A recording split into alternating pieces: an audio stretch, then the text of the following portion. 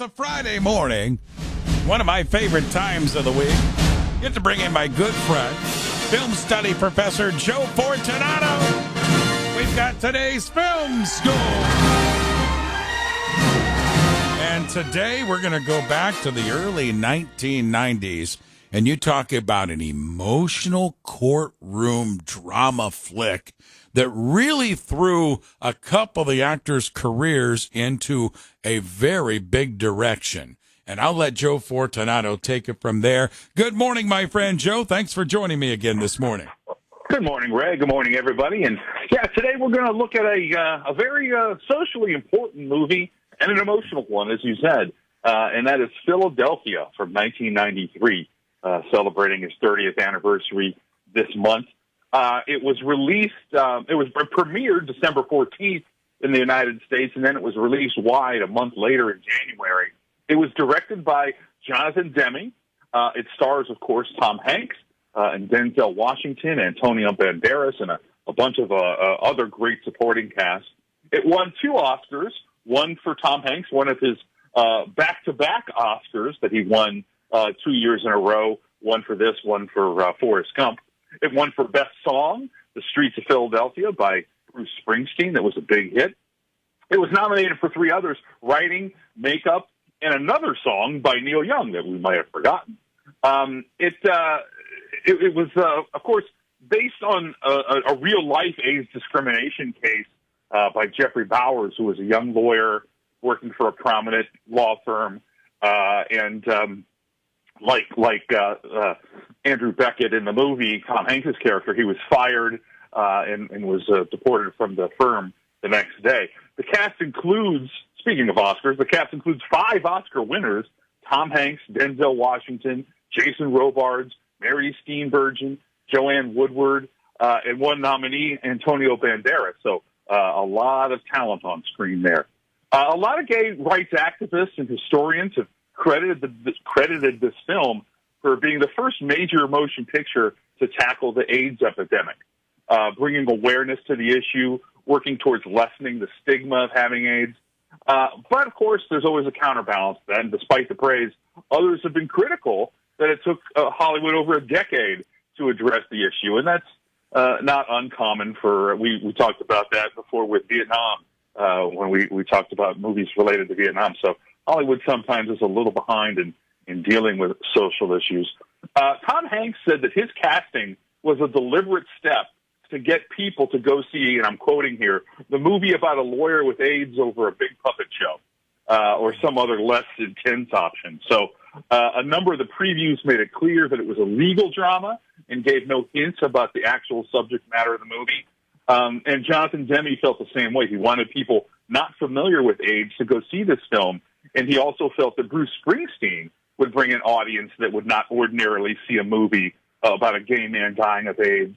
And, of course, his song, The Streets of Philadelphia, did a great deal to increase AIDS awareness and take some of the stigma off that issue. So the casting of Hanks and the inclusion of a song by Bruce Springsteen, aside from just being, a good idea with the talent, was a deliberate attempt to kind of ease a film like this into a mass audience. And it did okay.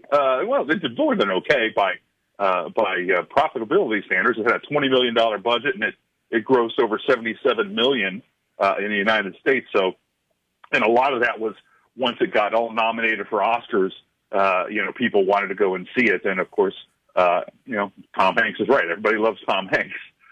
He had to lose about 30 pounds to appear appropriately gaunt for this courtroom scenes. And on the other hand, ironically, Denzel Washington, they asked him to gain a few pounds for his role. And Tom Hanks would sort of, who was practically starving himself in the role, Denzel Washington would sort of torture him by eating chocolate bars in front of him to gain his weight.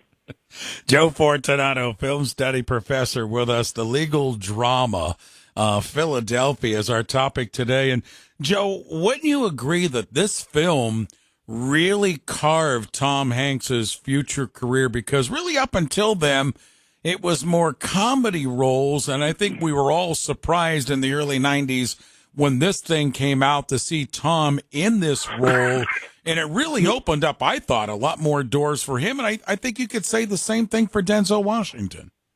Well, definitely. And Denzel Washington, wasn't even top billed or one of the, co-top billings for this because it was early in his career.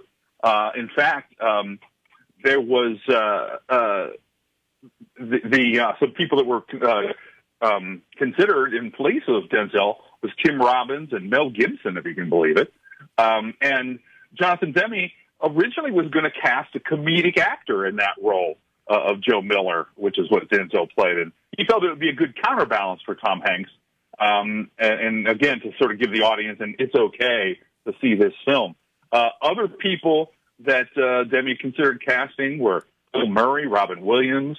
But when Denzel Washington showed interest in the part, they gave it to him because Demme had wanted to work with Denzel for a past few years. But other people were also considered for the Tom Hanks role, too. Daniel Day-Lewis, so that would be, one of the great dramatic actors. Michael Keaton, going back to some more of a comedic thing. Tim Robbins for both roles.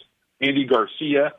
So, as usual, there was a lot of the who's who at the time of casting considered. But I think ultimately the right casting was done with this film. And you're right, it really put both these guys, Tom Hanks and Denzel Washington, onto a pretty impressive career path. It's a pretty intense movie. I think it's a great movie, and I remember being totally surprised the first time I saw it because of Hanks in this role. And then I've gone back and watched a few more times through the years and realized how really good he was, and Denzel Washington, as far as that goes in the movie. Again, the movie this week, Philadelphia, as we went to film school with our good friend Joe Fortunato. Joe, as always, my friend, thanks for the time, the work, and the insight and education, and we'll do it again next Friday. I look forward to it. See you next week. You got it. Joe Fortunato. He takes us to film school. Fridays at this time on 93.5, 1590 WAKR. You can go back looking for